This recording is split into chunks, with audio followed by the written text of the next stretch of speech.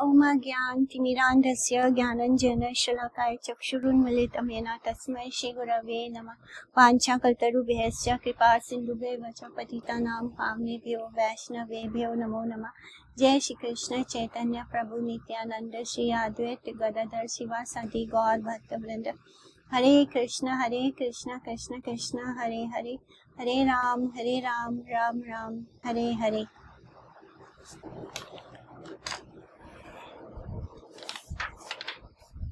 कल हम पहुंच गए चैप्टर 26 और उसमें हम देखते हैं कि किस तरह महाप्रभु शुक्लांबर को कहते हैं कि उनका बड़ा मन है उनके घर में आकर भोजन करने का, लेकिन शुक्लांबर जो है वो पंडित नहीं है, ब्राह्मण नहीं है, जिस कारण से उसको बड़ा ही डर लगता है कि उसने कभी इस तरह भोजन बनाया नहीं है किसी वैष्णव के लिए। और फिर वो बड़ा ही मनाने की कोशिश करता है महाप्रभु को, बोलकर कि मैं तो अधम हूँ, भिखारी हूँ, पापी हूँ, निंदनीय हूँ, और आप कहाँ सनातन धर्म के साक्षात स्वरूप हैं, कहाँ मैं पापी, कहाँ आप, कैसे मतलब। तो वो सोचते हैं किसी तरह महाप्रभु मना कर दे, क्योंकि वो अपने आप को इस लायक मानता ही नहीं कि वो महाप्रभु के लिए कैसे भोजन पकाएगा, क्या कैसे करेगा, वो कुछ समझ नहीं पाता है। तो फिर वो जाता है सभी वैष्णव जनों से सलाह मशवरा करने के लिए। तो सभी कहने लगते हैं कि तुम्हें किस बात का डर है, परमात्मा कोई भी ईश्वर से अलग नहीं होता, यानी जो इस पथ पर चलता है, जो भक्त होते हैं वो भगवान से अलग थोड़ी होते हैं। और फिर वहाँ भगवान के भक्तों में कोई ऊंच नीच नहीं होता, कोई जाति भेद नहीं होता है। और भगवान क्या करते हैं, वो ऐसे ही लोगों का घर का भोजन ढूंढते हैं जो उनका भजन किया करते हैं। भक्ति के कारण उन्होंने स्वयं को शूद्र के पुत्र विदुर के निकट से मांगकर अन्न खाया था। तो इस तरह विदुर जो थे उनके बड़े भक्त थे, तो उन्होंने ये नहीं सोचा कि ये सूत पुत्र है, ये मतलब शूद्र है, ऐसे उन्होंने नहीं सोचा। उन्होंने जाकर उससे भी भोजन मांगकर खाया, अन्न खाया। तो प्रभु का यही स्वभाव होता है कि वे भक्त के निकट से मांग कर खाते हैं। तुम बड़े अनुराग के साथ उन्हें अन्न निवेदन करो, फिर भी यदि तुम्हें भय लगता हो तो स्पर्श किए बिना नैवेद्य। अगर तुम्हें भय लगता है, यानी जो भक्त होते हैं उनके अंदर ही ऐसी वाली फीलिंग आती है, वो अपने आप को भगवान के लायक नहीं मानते खुद को।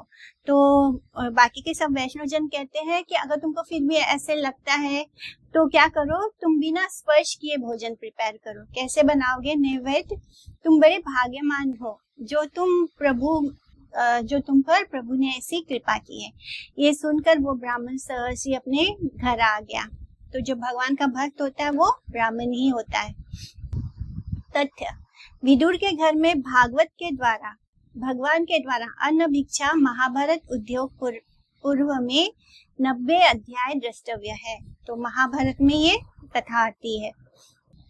आल गोछे यानी फा अलग से सा छ शब्द असंस्पृष्ट भाव से स्पर्श किए बिना अलग से, यानी बिना भोजन को स्पर्श किए उसे बनाना।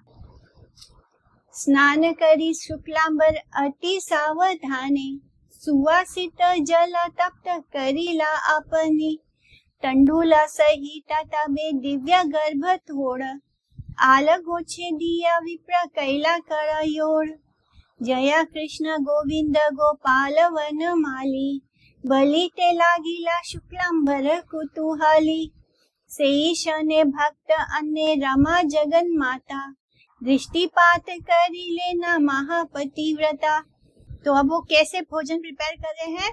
वो सुबह सुबह स्नान करने के बाद शुक्लांबर ने बहुत सावधानी के साथ स्वयं सुवासित जल गर्म किया, सुगंधित जल को गर्म किया, फिर स्पर्श किए बिना उस जल में तांदुल सहित दिव्य गर्भ थोड़ यानी केले के पेड़ का गुदा, वो होता है केले के पेड़ का जो गुदा होता है उसको, और तांदुल को, चावल को प्रदान करके उस जल को उबलने के लिए, गर्म करने के लिए रखा था। और फिर बिना स्पर्श किए तांदुल को डाल दिया उस जल में, और केले के पेड़ का गुदा होता है कुछ, तो उसको भी डाल दिया। कुतूहली शुक्लांबर कहने लगे, डालने के बाद उन्होंने हाथ जोड़ लिया, भोजन को प्रिपेयर करने के लिए रखा और फिर हाथ जोड़कर वो कीर्तन करने लगे कि जय कृष्ण गोविंद गोपाल वनमाली। तो उसी क्षण क्या हुआ, महापतिव्रता जगन माता रमा देवी लक्ष्मी जी ने भक्त के अन्न पर दृष्टिपात किया और फिर ततश्चने सर्वामृत हईला से अन्न स्नान करी प्रभु आशी हईला उपसन संगे नित्यानंद आदि आप्त कट जना पिता वस्त्र एड़ी लेना श्री सची नंदन आपने लईला अन्न ताना इच्छा पाली शुक्लांबर देखी यहाँ सेना कुतूहली गंगारा अग्रे ते घर गंगारा समीपे विष्णु निवेदन करी लेना बड़ा सुखे हासी बसी लेना प्रभु आनंदे भोजने नयन भरिया देखे सब भृत्य गणे ब्रह्मा आदि यज्ञ भोक्ता श्री गौर सुंदर शुक्लांबर अन्न खाए ए बड़ा दुष्कर हेना प्रभु बले जन्म यावता आमार एमता अन्नेरा स्वादु नाही पाई आर कि गर्भ थोड़ेरा स्वादु ना परी कहीते आला गोछे एमता वा रंधीला को न मते तुमी है न जना से आमार बंधु कुल तोमा सब लागी से आमारा दिमूल। तो रमा के यानी लक्ष्मी जी के दृष्टिपात के कारण क्या हुआ, उसी क्षण तत्क्षण सारा अन्न जो है वो अमृत स्वरूप बन गया। उधर स्नान करके प्रभु भी आकर उपस्थित हो गए उसके घर में। नित्यानंद आदि अनेक आपजन भी उनके साथ आए। श्री सच्चिनंदन ने भीगे हुए वस्त्रों को बदल लिया और उनकी इच्छा के अनुसार प्रभु ने स्वयं अपने हाथों से अन्न ग्रहण किया, क्योंकि शुक्लांबर ने अपने हाथ से उस अन्न को स्पर्श नहीं किया। तो ये देखकर कुतूहलवश शुक्लांबर हंसने लगे। जब वो देखते हैं कि महाप्रभु आके स्वयं ही भोजन निकाल के बैठ गए, तो शुक्लांबर देखकर हंसने लगे। गंगा के समीप ही, गंगा के सामने ही उनका घर था, यानी गंगा जी के किनारे पर ही सामने उनका घर था। प्रभु ने बड़े आनंद से विष्णु को अन्न निवेदित किया, उसको भोग लगाया। उसके बाद हंसकर प्रभु आनंद में भोजन के लिए बैठ गए। सभी भृत्यगण, सभी भक्त लोग उन्हें नयन भर कर देख रहे थे। श्री गौर सुंदर जो ब्रह्मा आदि के यज्ञ भोक्ता हैं, वे आज शुक्लांबर का अन्न भोजन कर रहे थे। वो बहुत ही दुस्साध्य था, यानी ये सौभाग्य हर किसी को नहीं मिलता जैसे शुक्लांबर को मिला था, और महाप्रभु स्वयं उसके घर बैठ के भोजन कर रहे हैं। इस प्रकार भक्त वत्सल प्रभु कहने लगे, जब से मेरा जन्म हुआ है तब से इस प्रकार के स्वादिष्ट अन्न का भोजन मैंने कभी नहीं किया। गर्भथोड़ यानी केले का जो बीच का जो धड़ होता है उसको बोलते हैं गर्भथोड़। तो उसको भी उसका भी सब्जी बनाया जाता है। तो उस गर्भथोड़ के स्वाद का मैं वर्णन नहीं कर सकता। तो महाप्रभु कह रहे हैं कि जब से मैंने जन्म लिया है ऐसा स्वादिष्ट भोजन आज तक मैंने नहीं पाया है। और वो जो केले का जो बीच का हिस्सा होता है, जो उसका गुदा होता है, वो ऐसा केले का वो गर्भथोड़ मैंने आज तक नहीं पाया। इसका स्वाद मैं वर्णन ही नहीं कर सकता। स्पर्श किए बिना ही इस प्रकार का अन्न कैसे पकाया? तुम्हारे जैसे व्यक्ति ही मेरे बंधुकुल हैं। मेरा आदि मूल तुम सब के कारण ही है। तुम भगवान कहते हैं कि भगवान का जो अस्तित्व होता है वो किसके कारण होता है? उनके भक्तों के कारण। यानी मेरा आदि मूल, मेरा जो जड़ है, मेरा जो रूट है, वो तुम सबके कारण ही है।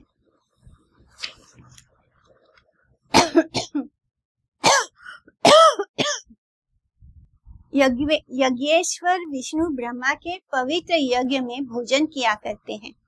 शुक्लांबर ब्रह्मचारी अनेक स्थानों से भिक्षा संग्रह किया करते थे। ब्रह्मा भाम्य दृष्टि से उस तांडुल में स्पर्श आदि का दोष विद्यमान था। भिक्षा के द्वारा अनेक बार अक्षत तांडुल प्राप्त नहीं होता है।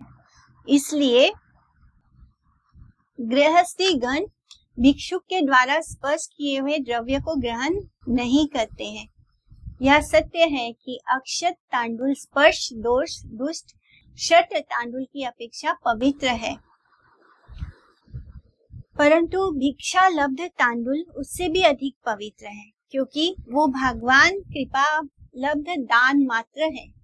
आपात दृष्टि से उसमें स्पर्श दोष आदि अथवा मर्यादा मार्ग का उल्लंघन दिखाई देता है, परंतु श्री गौर सुंदर द्वारा प्रवर्तित विचार में महाप्रसाद से हृदय की पवित्रता ही प्रधान प्रयोजनीय विषय है। शुक्लांबर पंडित जो है वो घर घर भिक्षा मांग के तांडुल लाता था।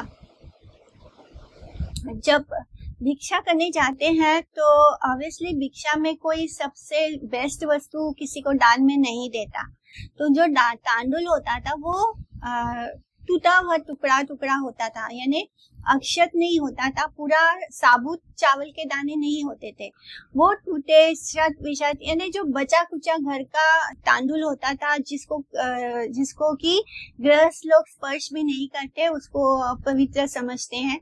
तो ऐसे कुछ नियम था कि टुकड़े वाले तांडुल को गृहस्थ लोग नहीं ग्रहण करते थे, तो जो बचा कुचा तांडुल का टुकड़ा टुकड़ा होता था वो सन्यासियों को और बाकी सभी को भिक्षा में दान कर दिया जाता था। तो ऐसे तांडुल उसको मिले थे। तो बाहरी दृष्टि से देखा जाए तो वो ऐसा भी नहीं था कि किसी ने उसको स्पर्श ना किया हो या वो बहुत ही पवित्र हो, ऐसा कुछ नहीं था। लेकिन महाप्रभु जो है वो क्या देखते हैं, उनका विचार हृदय की पवित्रता पर ज्यादा है, वो प्रधान प्रयोजनीय है, यानी वो हृदय की शुद्धता को इम्पोर्टेंस देते हैं। यानी भक्ति जो अपने हृदय में जो उनके हृदय में जो महाप्रभु के लिए प्रेम था उसका ज्यादा इम्पोर्टेंस था, इसलिए महाप्रभु ने उस प्रसाद को महाप्रसाद को ग्रहण किया। शुक्लांबर प्रति देखी कृपा रवै भोवा, कांदिते लागिले अन्य भक्त सब, एई मत प्रभु पुनः पुनः आस्वादिया, करी लेना भोजन आनंद युक्त हैया। शुक्लांबर के प्रति प्रभु कृपा का वैभव देखकर सभी भक्त वृंद क्रंदन करने लगे। वहाँ जितने भी भक्त सब महाप्रभु के साथ आए थे वो सब रोने लग गए महाप्रभु को इस तरह शुक्लांबर का घर भोजन करते हुए देखकर। वो कोई बहुत अच्छी वस्तु नहीं थी भोजन के लिए, किसी को घर बुलाकर हम भोजन करवाए तो उसके लिए हम अच्छे वस्तु लाते हैं भोजन के लिए, पर ये कोई बहुत अच्छी बढ़िया वस्तु नहीं थी। लेकिन शुक्लांबर ने जिस प्रीति के साथ उसको प्रिपेयर किया, वो अपने आप को शुद्ध मान रहा था और इसलिए उसने किसी भी भोजन पदार्थ को स्पर्श नहीं किया। और इस कारण क्या होता है, लक्ष्मी देवी उस अन्न पर कृपा करती है जिससे कि वो बिल्कुल अमृत बन जाता है। और महाप्रभु कहते हैं कि उन्होंने ऐसा भोजन पहले कभी नहीं पाया था। इस तरह वो सब देखते हैं कि महाप्रभु किस तरह इतने प्रेम पूर्वक उस भोजन को ग्रहण कर रहे हैं और सभी रोने लगते हैं। ये प्रसाद पाए ना भिक्षुक शुक्लांबर, देखो का अभक्त यथा पापी कोटीश्वरा, धने जने पांडित्य चैतन्य नाही पाई, भक्ति रसे वश प्रभु सर्वशास्त्रे गाई, बसी लेना प्रभु प्रेमे भोजन करिया, तांबूला खाए ना प्रभु हासिया हासिया। प्रभु की जिस कृपा को भिक्षुक शुक्लांबर ने प्राप्त किया उसे सब पापी अभक्त कोटीश्वर करोड़पति जरा देखें तो सही, यानी जो पापी अभक्त लोग हैं जो अपने आप को बड़ा करोड़पति समझते हैं, मटेरियली करोड़पति हैं, तो ऐसे अभक्त कोटीश्वर करोड़पति जरा देखो तो सही कि किस तरह प्रभु ने उस भिक्षुक शुक्लांबर पर कृपा की है। धन जन और पांडित्य प्रतिभा से चैतन्य को प्राप्त नहीं किया जा सकता। आपके पास धन हो, बहुत सारे लोगों की भीड़ इकट्ठा कर लो या अपने पास बहुत ज्ञान इकट्ठा कर लो, पांडित्य दिखा लो, प्रतिभा दिखा लो अपनी, उससे हम चैतन्य महाप्रभु को नहीं प्राप्त कर सकते हैं। सभी शास्त्र कहते हैं प्रभु भक्ति रस के वशीभूत हैं। प्रेम से भोजन समाप्त करने के पश्चात प्रभु बैठ गए और हंस हंस कर तांबुल खाने लगे। तांबुल यानी पान। करोड़ों मुद्राओं के अधीश्वर बन जाने से ही भगवान को भोजन कराया जा सकता है, तो ऐसा बिल्कुल नहीं है। यानी आपके पास बहुत सारा धन संपदा है तभी आप भगवान को अच्छे से भोग लगा सकते हैं, तभी आप उनको प्रसाद यानी नैवेद्य अर्पित कर सकते हैं, तो ऐसा कुछ भी नहीं है। निर्धन शुक्लांबर ने भिक्षावृत्ति के द्वारा जो तांडुल जमा किया था, संचित तांडुलों के सहारे ही श्री गौर सुंदर को तृप्त किया था। भक्तिहीन पापी संप्रदाय इन बातों को बिल्कुल भी नहीं समझ पाते हैं। जिनके पास धन होता है तो वो सब कुछ उस धन के चश्मे से ही देखते हैं, यानी उनको उनका देखने का नजरिया ही अलग हो जाता है। तो उनको लगता है सब कुछ धन से ही खरीदा जा सकता है, जिसके पास धन होता है वही सुखी होता है, जिसके पास धन होता है वही सब कुछ कर सकता है। तो ऐसे लोग महाप्रभु की इन लीलाओं को बिल्कुल भी नहीं समझ सकते हैं।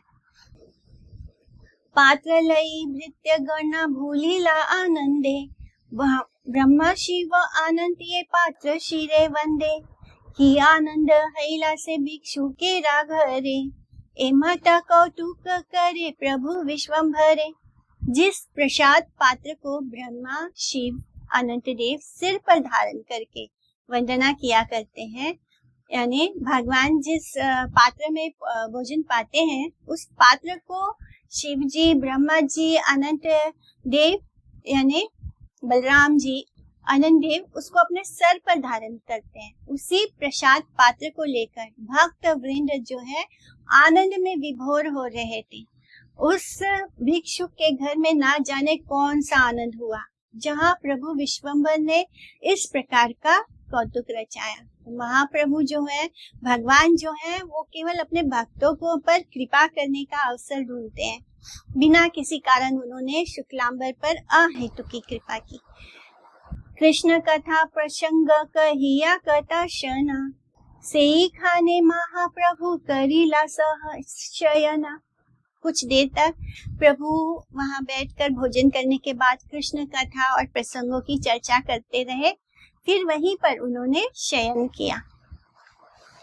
भक्त गणा करी लेना तथा ही शयना, तथी मध्य अद्भुत देखा एक जन, ठाकुरेरा एक शिष्य श्री विजय दास, से महापुरुष किछु देखिला प्रकाश, नवद्वीपे तार मत नाही आखरिया, प्रभु रे अनेक पुंथी दिया छे लिखिया, आखरिया विजया करिया सबे घोषे, मर्म नाही जाने लोका भक्ति ही न दोषे, शयने ठाकुरा ताना अंगे दिला हस्त, विजय देखे न अति अपूर्व समस्त, हेम स्तंभ प्राय हस्त दीर्घ सुवलना, परिपूर्ण देखे तति रत्न आभरण, श्री रत्न मुद्रिका यता अंगुलीरा मूले, ना जानी कोटि सूर्य चंद्रमणि ज्वले, अब्रह्म पर्यंत सब देखे ज्योतिर्मया,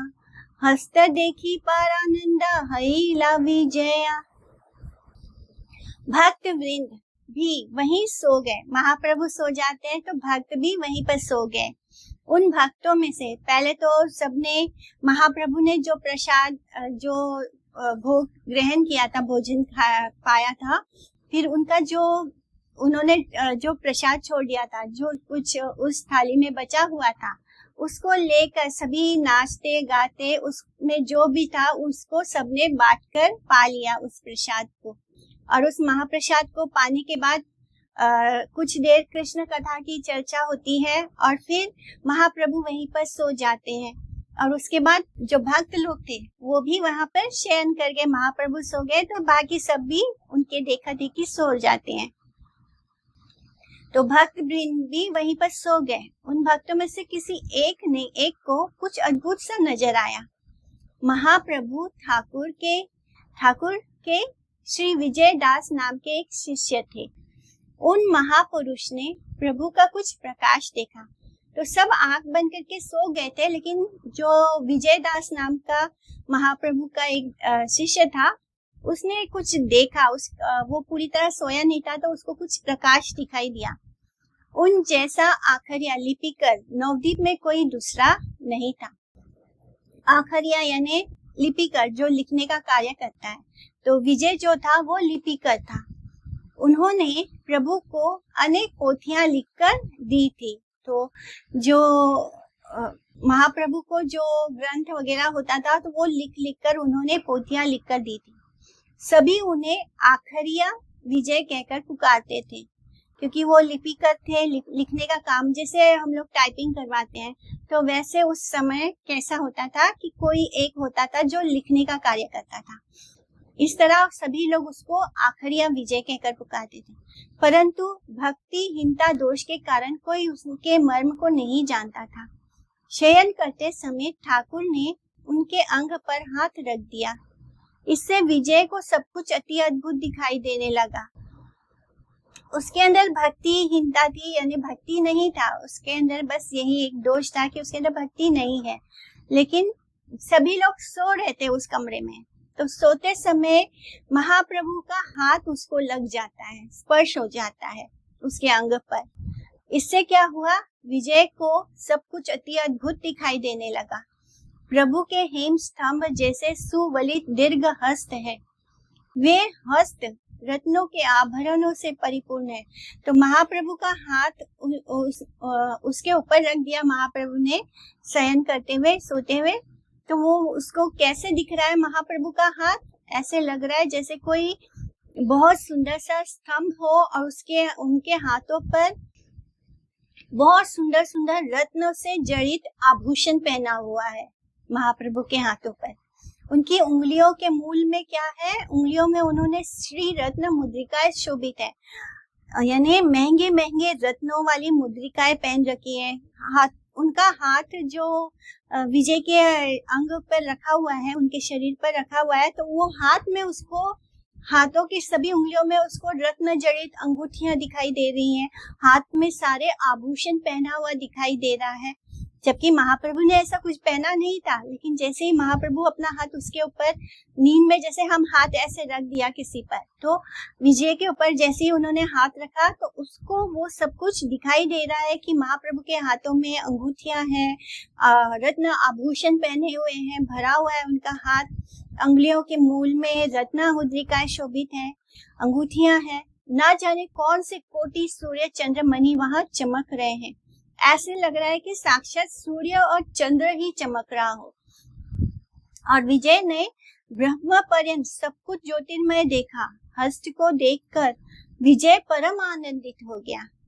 इस तरह उसको ऐसे लग रहा है जैसे ब्रह्म पर्यंत, यानी पूरा स्वर्ग वगैरह सब जगह इतना तेज रोशनी उसको दिखाई दे रहा है। आखरिया लिपिकर अक्षरिक शब्दज, यानी लिखने वाला। जब इस देश में मुद्रण यंत्र नहीं हुआ करते थे, यानी टाइपिंग वगैरह नहीं होता था, प्रिंटिंग वगैरह नहीं होता था, तब ग्रंथ आदि लिपिबद्ध करके एक श्रेणी के व्यक्ति जीविका अर्जन किया करते थे। यानी जैसे अभी हम कहीं अभी तो हम प्रिंटिंग करवाते हैं, लेकिन इसके पहले हम टाइपिंग करवाते थे लोगों से। लिखने का कार्य करने वाला कोई टाइपिस्ट होता था, तो उस समय आखरिया होते थे लिपिबद्ध करने के लिए।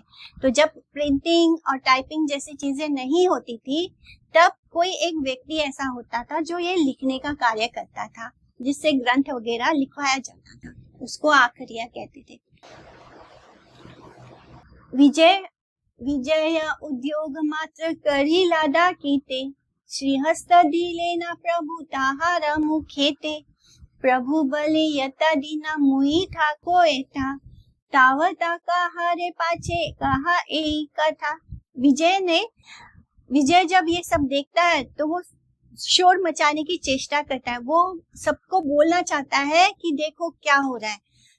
और तभी प्रभु क्या करते हैं, उसके मुंह पर हाथ रखकर उसका मुंह बंद कर देते हैं। प्रभु बोलते हैं, जब तक मैं यहाँ हूँ किसी से इसके बारे में कुछ मत बोलना। ऐसे उसको चुप रहने के लिए कहते हैं। एता बलि हासे प्रभु विजय चाहिया, विजय उठिला महा हुंकार करिया, विजयरा हुंकारे जागिला भक्त गणा, धरे न विजय तबु नायाए धरन, कटाशन उन्माद करिया महाशया, शेषे हैला परानंद मूर्छिता तन्मया। इतना कहकर प्रभु विजय को देखकर हंसने लगे। विजय महाहुंकार करके उठ खड़े हुए। विजय की हुंकार से जो बाकी के भागते लोग थे वो जाग उठे। सभी ने विजय को पकड़ा, परंतु उन्हें कोई संभाल नहीं पाया। कुछ देर तक वे महाशय उन्माद की अवस्था में रहकर अंत में परम आनंद से तन्मय होकर मूर्छित हो गए। तो महाप्रभु के स्पर्श से उसके अंदर प्रेम विकार उत्पन्न हो गया और वो लास्ट में क्या होता है, मूर्छित हो जाता है। भक्त सब बुझी लेना वैभव दर्शन, सर्वगण लागी लेना करी ते कंदन। सभी भक्त समझ गए कि क्या हुआ है विजय के साथ, और उन सबको पता चल जाता है कि विजय को जरूर वैभव दर्शन हुआ है। ये देखकर सभी भक्तजन क्रंदन करने लग गए। सबारे जिज्ञासे प्रभु की बला इहारा, आचंबिते विजयरा बढ़ता हुंकारा, प्रभु बले जानिला गंगारा प्रभाओ, विजयरा विशेषे गंगाए अनुराग, नहे शुक्लांबर गृहे देव अधिष्ठान, किवा देखी लेना इहा कृष्ण से प्रमाण, एता बलि विजयरा अंगे दिया हस्त, चेतना करीला हासे वैष्णव समस्त। तो प्रभु सबसे पूछने लगे इनको क्या हुआ, माने अनजान बनकर प्रभु बाकी सभी भक्तों से पूछने लगे। तो अचानक विजय ने बड़ी हुंकार की। फिर प्रभु बोले समझ गया, ये गंगा जी का प्रभाव है, विजय का गंगा जी के प्रति विशेष लगाव है, इसलिए ऐसा हो रहा है। विजय का उनके प्रति बहुत ही अनुराग है। ये भी हो सकता है कि इन्होंने शुक्लांबर के घर में विराजित देवता के प्रत्यक्ष रूप से दर्शन किए हों। कृष्ण ही सब कुछ जानते हैं, अब हम सब तो कुछ नहीं कह सकते। ऐसे कहकर महाप्रभु ने विजय के शरीर पर हाथ रखकर उसको चेतनता प्रदान की। ये देखकर सभी वैष्णवजन हंसने लगे। सब समझ गए कि महाप्रभु खुद ही लीला करते हैं, खुद ही उसको दर्शन देते हैं, और फिर इस तरह बोल रहे हैं जैसे उनको कुछ पता ही नहीं। और फिर उन्होंने ही विजय को दोबारा चेतनता प्रदान करी। उठी आओ विजय हैला जड़ प्राय, सप्त दिन भ्रामिले न सर्वनादि आए, ना हर ना निद्रा रहित देह धर्म, भ्रमे न विजय केहा नाही जाने मर्म, कत दिने भाम्य चेष्टा जानी ला विजया, शुक्लांबर गृहे है ना सब रंग हया। उठ कर भी तो विजय चेतनता उसको प्रदान करी, तो वो अपने मूर्छित अवस्था से तो बाहर आ गया। उठ कर भी वो कैसा था, जड़ तुल्य, एकदम सुन्न सा हो गया। 7 दिनों तक वो सारे नाडिया में घूमता रहा, ना उसको खाने का होश, ना उसको सोने का होश, ना उसको अपने देह की कोई परवाह, बिल्कुल मानो उसको कुछ पता ही नहीं क्या कर रहा है। बिल्कुल सुन्न सा होकर वो पूरे नाडिया में जड़ तुल्य, एकदम जैसे कोई जड़ वस्तु हो जिसमें प्राण ना हो, इस तरह वो पूरे नाडियापुर में भ्रमण कर रहा था। 7 दिनों तक उसको कोई अपना होश नहीं था, किंतु कोई भी इस बात के मर्म को नहीं जान पाया। कुछ दिनों के बाद विजय की बाहरी धीरे धीरे उसकी वो नॉर्मल हुआ, और शुक्लांबर के घर में इस प्रकार का सब लीला आनंद हुआ। इस तरह विजय, शुक्लांबर, सब पर महाप्रभु की कृपा होती है। शुक्लांबर भाग्य बलि बारे शक्तिकारा, गौर चंद्र अन्न परिग्रह कैलायारा, एई मता भाग्यवंता शुक्लांबर घरे, गोष्ठीरा सहिता गौर सुंदर विहरे, विजय कृपा शुक्लांबर अन्न भोजन, इहारा श्रवणे मात्र मिले भक्ति धन, हेना मते नवद्वीपे श्री गौर सुंदर, सर्व वेद्य वंद्य लीला करे निरंतर। एई मता प्रति वैष्णव वेरा घरे घरे, प्रतिदिन नित्यानंद समहति विहरे। उन शुक्लांबर के भाग्य का वर्णन करने की शक्ति भला किसमें है, जिनका अन्न गौरचंद्र ने स्वयं ग्रहण किया है। इस प्रकार के परम भाग्यशाली शुक्लांबर के घर में गौर सुंदर ने गोष्ठी के साथ विहार किया है। विजय के प्रति कृपा एवं शुक्लांबर के अन्न भोजन की इस कथा के श्रवण मात्र से भक्ति धन मिलता है। सर्व वेद वंद्य श्री गौर सुंदर इस प्रकार से सारे नवद्वीप में निरंतर लीला करते थे। वे प्रत्येक वैष्णव के घर में प्रतिदिन नित्यानंद के साथ विहार करते थे। निरावधि प्रेम रसे शरीराविवला, भाव धर्म यतता प्रकाशे सकला। मत्स्य कुर्म नरसिंह वराह वामना, रघुसिंह बौद्ध कल्कि श्रीनंद नंदना। एई मता यता अवतार से सकला, सब रूप हया प्रभु करी भाव छला। एई सकल भाव है लुकाए तखने, सबे न कुचिला राम भाव चिर दीने। प्रभु का श्री अंग प्रेम रस के कारण निरंतर विवल रहता था। जितने भी भाव धर्म विद्यमान है, प्रेम के जितने भी विकार हैं, वो सब उनके अंदर एक साथ ही विद्यमान रहते थे। उन सब का प्रकाशन प्रभु ने किया।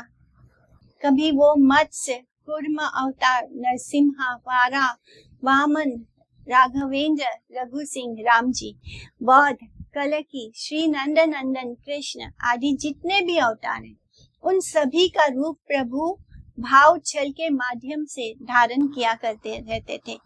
इन सभी भावों को अपनाकर प्रभु उसी क्षण उसको छुपा भी लेते थे। एक पल में वो राम जी की तरह बात करते और दूसरे पल वो नॉर्मल होते, छुपा लेते अपने उस भाव को। कभी वो कल्कि के अवतार में होते, कभी वो बौद्ध के अवतार में होते, कभी वो श्री नंदन नंदन के, इस तरह कृष्ण के, इस तरह वो हर अपने अवतार को प्रकट भी करते और फिर उसको तुरंत ही उसको छुपा भी लेते। परंतु केवल मात्र बलराम जी का भाव प्रभु में बहुत समय तक विराजमान था।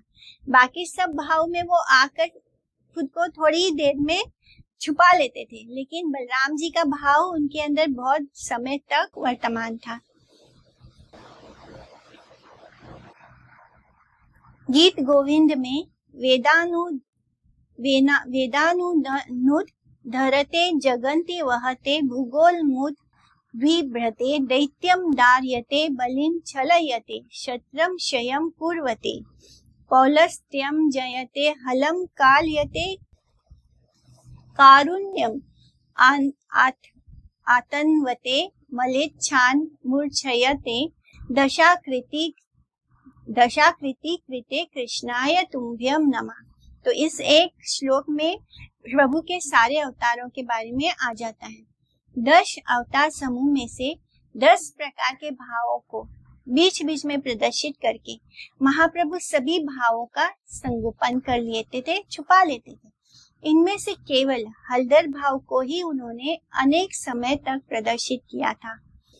महामत्त हैला प्रभु हलधर भावे मदान मद आन डाके उच्चारवे नित्यानंद जाने ना प्रभु रसमिहिता घट भरी गंगा जल देना सावहिता।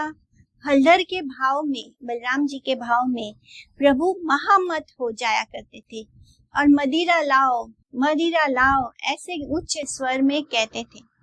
नित्यानंद महाप्रभु की अंतर इच्छा को जानते थे। वे सावधानी के साथ प्रभु को घट पूर्ण यानी जो घड़ा होता है वो भर भर के गंगा जल प्रदान किया करते थे। जब भी महाप्रभु कहते मदिरा लाओ हलधर के भाव में, बलराम जी के भाव में, तो नित्यानंद प्रभु समझ जाते कि वो अभी बलराम जी के भाव में है और तब उनको घड़ा भर भर कर वो गंगा जल प्रदान किया करते थे। श्री गौर सुंदर के द्वारा उच्च स्वर में मदिरा ले आओ आदि सम्यक चेष्टा समूह के बारे में नित्यानंद प्रभु अवगत थे इसलिए वे घट पूर्ण गंगा जल ला कर दे देते थे।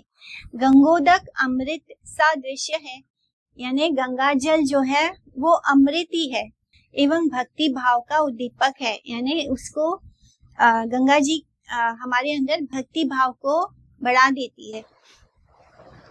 हेना से हुंकार करे, हेना से गर्जना, नवद्वीप आदि करी कापे त्रिभुवना।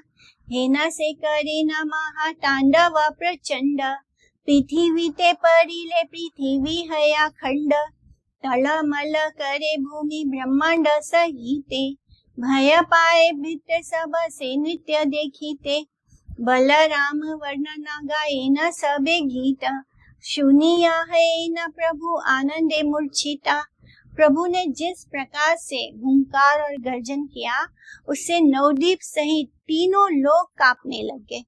जिस प्रकार का महाप्रचंड तांडव वे कर रहे थे उससे पृथ्वी पर गिर जाने पर पृथ्वी विखंडित हो जाती थी। ब्रह्मांड सहित भूमंडल तलमलाने लगा था। सभी भृत्य वर्ग, सभी भक्त उस नृत्य को देखने से डर जाया करते थे। सभी ने मिलकर बलराम की महिमा का कीर्तन प्रारंभ कर दिया। उसे सुनकर प्रभु आनंद में मूर्छित हो गए। सब भक्त लोग जो थे महाप्रभु के ऐसे तांडव, इतने जोर जोर वो जंप करते हैं और जब वो नीचे पृथ्वी पर गिरते हैं तो पृथ्वी जो है वो खंड खंड होने लगती और ऐसे लग रहा था कि पूरा ब्रह्मांड ही फट जाएगा, टूट जाएगा। यानी जैसे भगवान जब शिव जी के रूप में तांडव करते हैं और पूरा विनाश होता है, बिल्कुल वैसा लगता था। तो सभी भक्त डर के मारे क्या किए, बलराम जी की महिमा का कीर्तन करने लगे, जिसको सुनकर प्रभु आनंद से मूर्छित हो गए। आर्य तर्जा परे न परम मत प्राय, ढूलिया ढूलिया सब अंग ने बेड़ाए।